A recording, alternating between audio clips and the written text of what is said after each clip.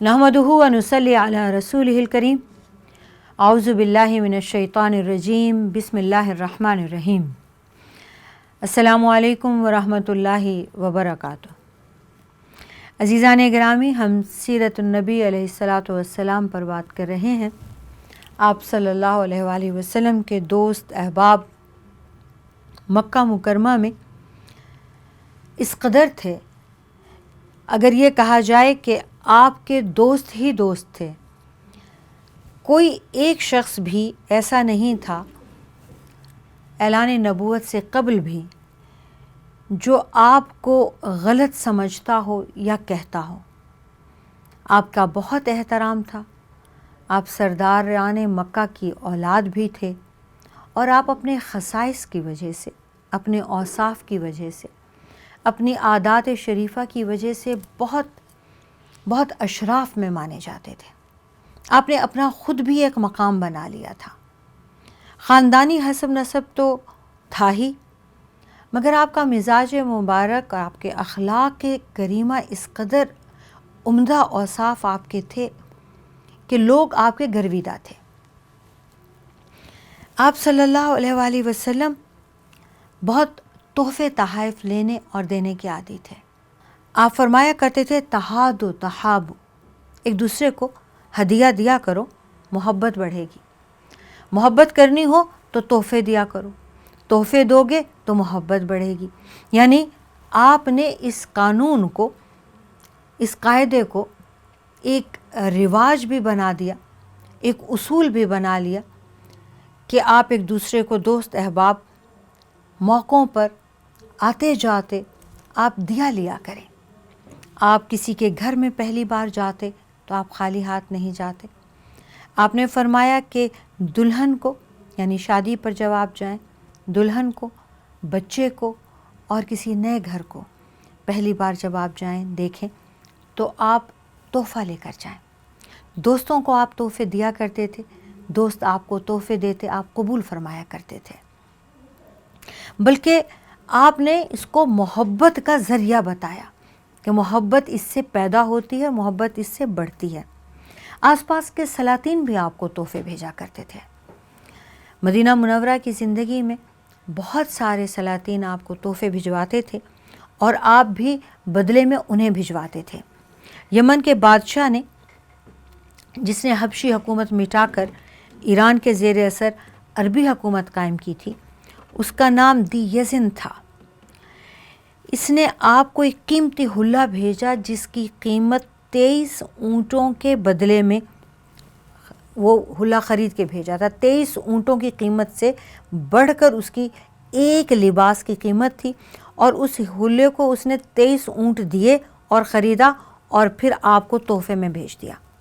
आप सल्लल्लाहु अलैहि वसल्लम ने उसे कबूल फरमाया, उसे पहन कर देखा, सबको दिखाया और फिर आपने उसको बदले में तोहफ़ा भेजा जिसकी कीमत 20 ऊँटों से ज़्यादा थी। आप सल्लल्लाहु अलैहि वसल्लम ने 20 ऊँटों से ज़्यादा, अब 1 2 3 कितने ज़्यादा है वो रिवायत में नहीं मिलता, लेकिन यह है कि 20 ऊँटों को से ज़्यादा, कुछ ज़्यादा ऊँट देकर उसके लिए वैसा लिबास ख़रीदा गया और फिर आपने उन्हें वो भेजा। इसी तरह जब आप हिजरत करके तशरीफ़ ले गए तो अबू अय्यूब अंसारी के यहाँ, उनके मकान में आपने 6 माह तक क़याम फरमाया हिजरत के बाद। लेकिन आप तमाम उम्र उनके यहाँ तोहफ़े भेजते रहे और जब भी खाना बनता, जब भी घर में कोई अच्छी चीज़ पकती, जब भी कभी बकरी ज़िबा होती, कुछ भी ऐसा मौका होता कि आपके पास कुछ है तो आप सबसे पहले अबू अय्यूब अंसारी के घर भेजते कि आपने उनके साथ 6 महीने उनके घर में क़याम फरमाया है। इसी तरह हमसायों को, पड़ोसियों को आप सल्लल्लाहु अलैहि वसल्लम तोहफ़े भेजा किया करते थे। ईदों पर आप बच्चों को ईदी, यानी खुशी में कुछ भी, कभी शीरीनी, कभी खाने की कोई चीज़, कभी कोई तोहफ़ा, छोटे छोटे तोहफ़े आप दिया करते थे। आप सल्लल्लाहु अलैहि वसल्लम की नबूवत से पहले जिन लोगों से सबसे ज़्यादा क़ुर्बत थी, सबसे ज़्यादा आपके वो घर वाले थे, सबसे ज़्यादा करीब आपके सैयदा खदीजा थी, जिनसे आपकी मोहब्बत भी थी, दोस्ती भी थी, ज़ौजा मोहतरमा भी थी।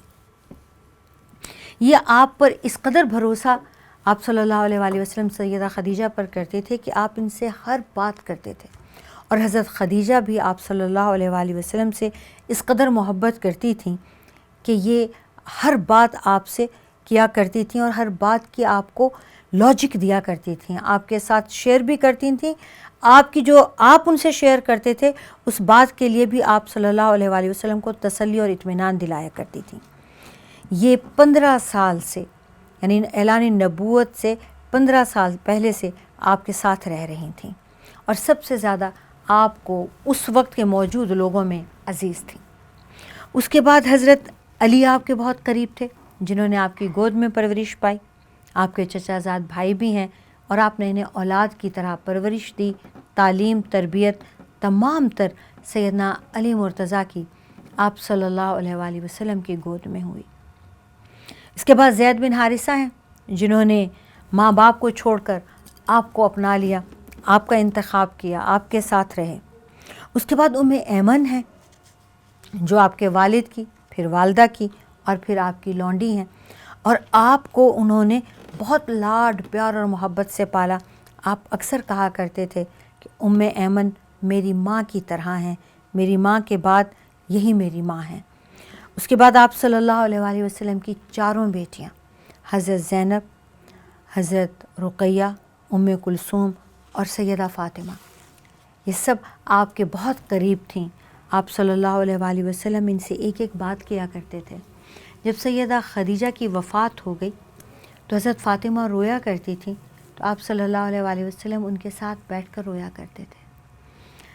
جب کلثوم اور رقیہ کو ابو لہب کے کہنے پر ان کے دونوں بیٹے عتبہ اور عتیبہ نے طلاق دی، تو آپ صلی اللہ علیہ وآلہ وسلم ان دونوں کو پاس بٹھا کر انہیں پیار کرتے اور فرماتے کہ یہ میری دونوں وہ بیٹیاں ہیں جنہیں اسلام کے اوپر آزمایا گیا ہے، اور مجھے ان کی عزت اور محبت پہلے سے بھی بڑھ گئی ہے۔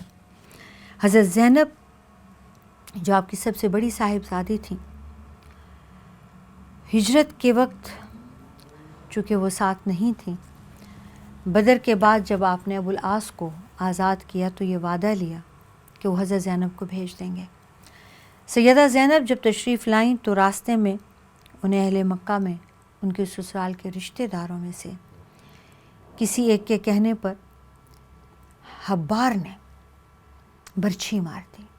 اس وقت وہ پریگننٹ تھی اور انہیں وہ زخم اتنا شدید لگا، وہی پھر پھیلتا گیا، وہی پھر بڑھتا گیا، وہی ان کی موت کا باعث بنا۔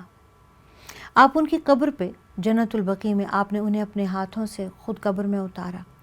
جنت البقیع میں جب آپ جاتے تھے، آپ ان کی قبر پہ کھڑے ہو کے روتے تھے، اور آپ فرماتے تھے میری یہ وہ بیٹی ہے جسے میرے دین کی وجہ سے سزا دی گئی، اسے میری دشمنی میں مار ڈالا گیا۔ اسی طرح جب آپ بدر کے لیے گئے تو آپ کی بڑی صاحبزادی حضرت رقیہ بیمار تھیں، آپ کو اپنی بیٹیوں سے بہت محبت تھی۔ حضرت رقیہ بیمار تھیں تو حضرت عثمان کی وہ زوجہ تھیں۔ آپ نے حضرت عثمان اور حضرت رقیہ کو سب سے پہلے جن لوگوں نے ہجرت کی ان میں بھیجا اور فرمایا کہ ابراہیم اور ان کی بیوی کی ہجرت کے بعد یہ پہلا جوڑا ہے میاں بیوی کا جو مل کر ہجرت کر رہا ہے۔ پھر انہوں نے مدینہ کو بھی ہجرت کی۔ پھر جب جہاد فرض ہوا تو سیدہ کی طبیعت حضرت رقیہ کی بھی وہ بیمار تھیں، ٹھیک نہیں تھی، تو حضرت عثمان بہت جہاد کرنا چاہ رہے تھے، جانا چاہ رہے تھے۔ آپ صلی اللہ علیہ وآلہ وسلم نے انہیں حکماً مدینہ میں روک دیا، فرمایا کہ وہ حضرت رقیہ کی تیمارداری کریں، ان کے ساتھ رہیں۔ انہیں مدینہ کا والی بنا کے یہ ایک اکیلا مرد حضرت عثمان بن عفان اکیلے مرد تھے جو مدینہ میں تھے، باقی سب مرد، بچے، نوجوان، بالغ، نابالغ، سب مرد جو ہیں وہ بدر چلے گئے۔ حضرت عثمان اکیلے تھے، اور جب آپ صلی اللہ علیہ وآلہ وسلم لوٹ کر آئے تو سب سے پہلے آپ حضرت عثمان سے ملے۔ آپ نے دیکھا کہ وہ حضرت رقیہ کو دفنا کر قبر پر مٹی ڈال رہے ہیں، یعنی آپ صلی اللہ علیہ وآلہ وسلم کو اس کا اندازہ تھا، تبھی آپ حضرت عثمان کو چھوڑ کر گئے۔ اور حضرت رقیہ پر بھی آپ نے ان کی قبر پہ، یعنی داخل ہوتے ہی مدینہ میں سب سے پہلے جہاں آپ گئے وہ حضرت رقیہ کی قبر تھی، وہاں پر آپ صلی اللہ علیہ وسلم دکھی ہوئے۔ اس کے بعد حضرت فاطمہ ہیں جن کو آپ اپنے جگر کا ٹکڑا کہتے ہیں، جن کو آپ یہ فرماتے ہیں کہ جس نے فاطمہ کا دل دکھایا اس نے محمد کا دل دکھایا، جن کو آپ سیدۃ النساء فرماتے ہیں، جن سے آپ اس قدر محبت کرتے ہیں کہ ازواج المطہرات ان کو دیکھ کر انہیں آپ صلی اللہ علیہ وآلہ وسلم جیسی ان کی خوشبو محسوس ہوتی تھی۔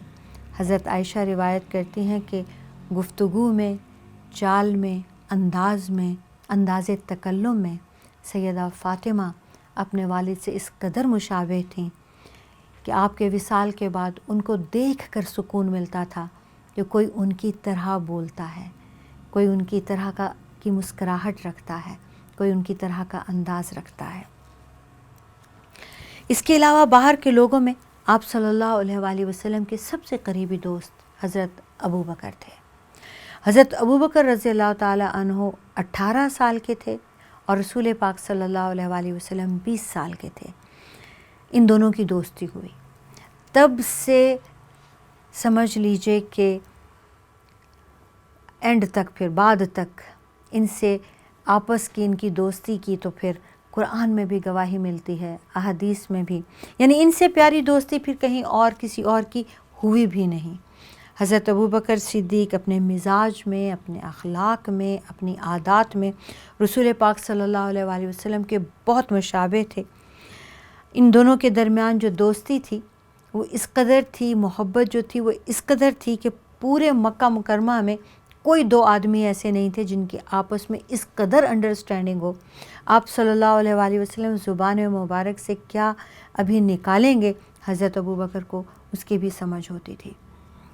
اور محبت کا تو یہ عالم تھا حضرت ابوبکر صدیق کا کہ قرآن مجید میں اللہ نے اس کی گواہی دی، لا تحزن ان اللہ معنا، کہ جب ہجرت کر رہے ہیں تو انہیں یہ غم لگا ہوا ہے کہ خدا نہ خواستہ رسول پاک صلی اللہ علیہ وآلہ وسلم کو کچھ ہو نہ جائے یا کفار ان پر ہاتھ نہ ڈال دیں۔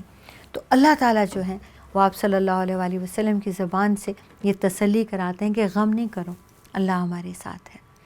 تو ان کی محبت معراج میں آپ صلی اللہ علیہ وآلہ وسلم کے اوپر جب کفار مکہ طنز کر رہے تھے، مذاق اڑا رہے تھے، ہنس رہے تھے، تو کسی نے جا کر انہیں کہا کہ آپ کے دوست کو دیکھیے وہ کیا بات سنا رہے ہیں۔ تو انہوں نے کہا کیا بات سنا رہے ہیں؟ تو انہوں نے معراج کا تھوڑا سا واقعہ بتایا اور کہا کہ کیا آپ صلی اللہ علیہ وآلہ وسلم نے، حضرت ابوبکر نے سوال کیا، کیا انہوں نے فرمایا ہے کہ انہوں نے معراج کیا؟ کہتے ہیں ہاں۔ کہتے ہیں اگر وہ کہہ رہے ہیں تو خدا کی قسم سچ کہہ رہے ہیں۔ یعنی انہوں نے نہ تو پوچھا آپ صلی اللہ علیہ وآلہ وسلم سے، انہوں نے بنا پوچھے تصدیق کر دی کہ اگر وہ کہہ رہے ہیں تو وہ سچ ہی کہہ رہے ہیں۔ اس بات پر اتنا پیار آتا ہے، یہ ہے اصل میں صدیق ہونا، یہ ہے اصل میں دوستی۔ حضرت ابوبکر رضی اللہ تعالیٰ عنہ جاہلیت کے زمانے میں بھی ہر بری لت سے پاک تھے، نہ وہ شراب پیتے تھے، نہ وہ نعوذ باللہ بدکاری کرتے تھے۔ وہ اس زمانے کے مردوں میں جو بری لتیں تھیں وہ ان سب سے بہت دور تھے، یعنی ایام جاہلیت کی کسی بری عادت میں حضرت ابوبکر صدیق نہیں تھے۔ اپنی قوم کے رئیس تھے، تجارت ان کا پیشہ تھا، اور اپنی اخلاق کی وجہ سے، اعلیٰ اخلاق کی وجہ سے لوگوں میں بہت مقبول تھے۔ آپ صلی اللہ علیہ وآلہ وسلم کے دوسرے دوست صہیب بن سنان رومی تھے، یہ آپ صلی اللہ علیہ وآلہ وسلم کو بہت عزیز تھے، یہ بھی آپ کے کہنے پہ تجارت کرتے تھے۔ تیسرے آپ کے دوست عمار بن یاسر تھے، چوتھے حکیم بن حزام تھے، پانچویں دماد بن ثعلبہ تھے جو طب اور جراحی کا پیشہ کرتے تھے۔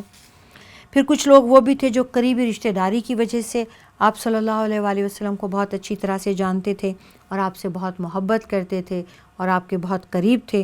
ان میں سب سے پہلے حضرت عثمان بن عفان ہیں جو آپ کی پھوپھی ام حکیم کے نواسے بھی تھے۔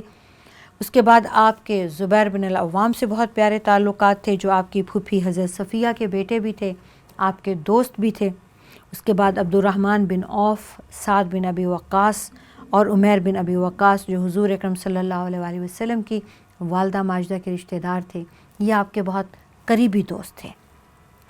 ابو سلمہ جو آپ کی پھوپھی زاد بھائی بھی تھے اور دودھ شریک بھائی بھی تھے، عبداللہ بن جہش جو آپ کے پھوپھی امیمہ کے بیٹے تھے، اور جعفر بن ابی طالب جو آپ کے چچا زاد بھائی تھے، یہ سب لوگ پہلے اسلام لانے والوں میں سے بھی تھے، یہ سب لوگ اسلام سے پہلے آپ کے دوستوں میں سے بھی تھے، اور ان کا اسلام لانا بھی یہ معنی رکھتا تھا کہ حضور اکرم صلی اللہ علیہ وسلم کی زندگی کو قریب سے دیکھ کر ان کے دلوں پر آپ کا اخلاق، آپ کے فضائل ایسے نقش بنا چکے ہیں اور بیٹھ چکے ہیں آپ کے دلوں میں کہ انہیں اللہ اور اللہ کے رسول کو ماننے میں ذرا بھی دیر نہیں لگی۔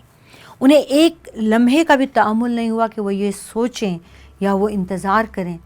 انہیں آپ صلی اللہ علیہ وسلم سے بھی اس قدر محبت تھی، آپ صلی اللہ علیہ وسلم کے عادات اور اخلاق پر بھی انہیں اس قدر بھروسہ تھا کہ انہوں نے ایمان لانے میں ذرہ برابر بھی تأمل نہیں کیا۔ اسی ایمان کو آپ رشتہ داری یا ذاتی محبت تو نہیں کہہ سکتے، بہرحال ایمان تو اللہ تعالیٰ کی طرف سے ایک عنایت کردہ انعام بھی ہے، لیکن کسی بھی شخص کی خاطر کوئی بھی اپنا دین نہیں بدل سکتا جب تک کہ آپ اس شخص کو، اس انسان کو، اس رشتے کو انسائیڈ آؤٹ نہ جانتے ہوں۔ رسول اکرم صلی اللہ علیہ وسلم سے محبت ان کے اعمال، ان کے اخلاق، ان کے فضائل سے اس قدر محبت اور ان کو اتنی اچھی طرح سے جاننا، پہچاننا اور اس کے بعد ایمان لانا، وہ پھر یقین ہو گیا انہیں کہ یہ جو بھی کہہ رہے ہیں، یہ جو بھی فرماتے ہیں وہ ٹھیک ہی ہوگا، ایسا ہو نہیں سکتا کہ یہ جو کہہ رہے ہیں وہ غلط ہو۔ عزیزان گرامی، اسلام سے پہلے مکہ مکرمہ میں پہلے بھی کچھ ادیان تھے، اس وقت بھی 5 مذاہب مشہور تھے، سب سے زیادہ تو مشرکین تھے، مشرکین کی تعداد جو ہے وہ سب سے زیادہ تھی، اور اہل مکہ میں، عربوں میں شرک بہت بعد میں شروع ہوا۔ حضرت ابراہیم علیہ السلام نے ایک اللہ کا، کعبۃ اللہ کا رواج ڈال دیا تھا۔ ایک زمانے تک لوگ اللہ ہی کی عبادت کرتے تھے، اور دین حنیفی، حضرت ابراہیم کے دین کو دین حنیفی یا حنفاء کہا جاتا ہے، حنفاء میں سے تھے، دین حنیفی کے قائل تھے، جو بت پرستی کے خلاف تھا، کسی قسم کے شرک سے پاک تھا۔ تو ایک زمانے تک اہل مکہ یا عرب کہہ لیجئے وہ مشرکین میں سے نہیں تھے۔ عربوں میں ایک شخص تھا عمرو بن لوہی۔ اب یہ جاتا ہے شام میں، تجارت کے لیے جاتا ہے، اور وہاں دیکھتا ہے کہ شام کے لوگ بت پرستی میں مبتلا ہیں، اور اسے بڑا اچھا لگتا ہے، اسے بت پرستی فیسینیٹ کرتی ہے، تو وہ ایک بت خریدتا ہے، اس بت کا نام حبل ہے۔ وہ حبل لاتا ہے اور خانہ کعبہ میں لا کے رکھ دیتا ہے۔ اب یہ پہلی بار شرک شروع ہوتا ہے۔ یہ قبیلہ خزاعہ کا سردار ہے، اس کا نام ہے عمرو بن لوہی، اور یہ جزیرہ عرب میں بت پرستی کو شروع کرانے والا ہے۔ اس سے پہلے آس پاس کے ممالک میں بت پرستی تھی، مشرکین تھے، لیکن مشرکین مکہ نہیں تھے۔ عربوں میں اہل مکہ میں شرک عام نہیں تھا۔ اس شخص نے، بنی خزاعہ کے اس بندے نے، عمرو بن لوہی نے، اس شرک کی حبل نامی بت کے ساتھ ابتدا کرائی۔ حبل کو لا کے اس بت کو کعبہ میں رکھا۔ اس کے بعد طائف کے لوگ جو ہیں وہ لات ایک بت تھا، اس کی پوجا کرتے تھے۔ بحر احمر کے کنارے پر ایک قدید شہر تھا، اس میں منات کی پوجا کی جاتی تھی۔ طائف اور مکہ کے بیچ جو ایریا تھا اس میں ایک بت تھا عزا، اس کی عبادت کی جاتی تھی۔ تو لات، منات، عزا، حبل، یہ بڑے بڑے بت تھے جن کے بہرحال شرک میں آگے ہو گئے، عرب بھی، اہل مکہ بھی۔ تو یہ اس وقت سب سے زیادہ تعداد پھر مشرکین کی تھی۔ دوسرے نمبر پہ یہودی تھے۔ یہودی الہامی مذہب والے تھے، ان کی تعداد کم تھی، ان میں علماء بھی تھے۔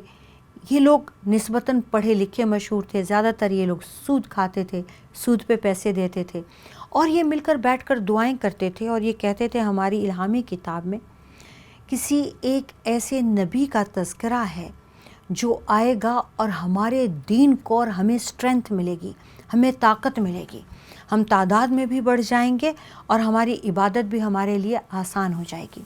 دنیا بھر کے دوسرے مذاہب اور قوموں کے لوگوں کو کوئی بھی مسئلہ درپیش ہوتا تو یہود ان کی مدد کرتے تھے، کیونکہ علماء سب سے زیادہ یہودیوں میں تھے۔ تیسرا مذہب نصارہ کا تھا، یہ عیسائی مذہب تھا۔ اہل مکہ جو ہیں، مشرکین مکہ، عیسائیوں سے، نصارہ سے نفرت کرتے تھے، اور اس کی سب سے بڑی وجہ ابرہہ تھا۔ یہ جو بادشاہ تھا حبشی، یہ آیا اور اس نے مکہ کے کعبۃ اللہ پہ حملہ کرنے کی کوشش کی، حملہ کرنے کی نیت سے آیا، اور اللہ تعالیٰ نے ابابیل کا لشکر بھیج کے اسے برباد کر دیا۔ تو مشرکین مکہ ان سے نفرت کرتے تھے، نصارہ جنہیں کہتے ہیں، اور یہ ان کی تعداد بھی کم تھی۔ سب سے زیادہ تعداد مشرکین کی تھی، اس کے بعد پھر یہود و نصارہ کی کم تھی۔ پھر چوتھا مذہب اس وقت مجوس تھا۔ یہ ستاروں کی، آگ کی، چاند کی یہ پوجا کیا کرتے تھے۔ آگ، سورج، چاند، انہیں آج کل مجوس کی بجائے اور بھی کوئی نام دیا جاتا ہے۔ بہرحال یہ مجوس مذہب بھی، اس کی تعداد بھی کافی تھی۔ پانچواں مذہب حنفاء تھا۔ اس کی تعداد بالکل آٹے میں نمک کے برابر تھی، بہت کم لوگ۔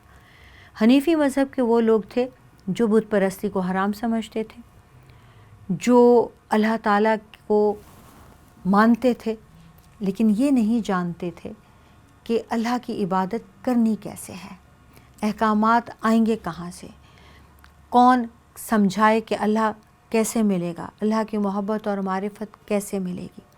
عزیزان گرامی، یہ پانچوں مذاہب، مشرکین، یہود، نصارہ، مجوس، حنفاء، یہ پانچوں جو ہیں، ان میں سے صرف یہود اور نصارہ ایک ڈگر پہ تھے، کیونکہ ان کے پاس جیسے بھی تبدیل شدہ ہی، تحریف شدہ ہی کیوں نہیں تھی، ایک الہامی کتاب تو تھی۔ اور یہ تینوں جو ہیں، یہ بہت اپنے اپنے مذاہب میں کنفیوزڈ بھی تھے اور پریشان بھی تھے۔ حنفاء ان میں سب سے زیادہ پاکیزگی کے ساتھ اور شرک اور ہر طرح کی نجاست سے پاک اور حلال زندگی کے قریب ترین تھے۔ رسول پاک صلی اللہ علیہ وآلہ وسلم بھی دین حنیفی پر تھے، عثمان بن عفان بھی دین حنیفی پر تھے، اور آپ صلی اللہ علیہ وآلہ وسلم کے علاوہ بھی اس زمانے میں بہت کم لوگ دین حنیفی پر موجود تھے، کاربند تھے، گو کہ ان میں سے کوئی بھی اس بات پر اپنا یقین نہیں، پختہ نہیں تھے کہ عبادت کا طریقہ کار کیا ہو۔ عزیزان گرامی، انشاءاللہ تعالی اب ہم آپ صلی اللہ علیہ وآلہ وسلم کی رسالت کے آغاز پر بات کریں گے۔ وآخر الدعوانا الحمدللہ رب العالمین۔ السلام علیکم۔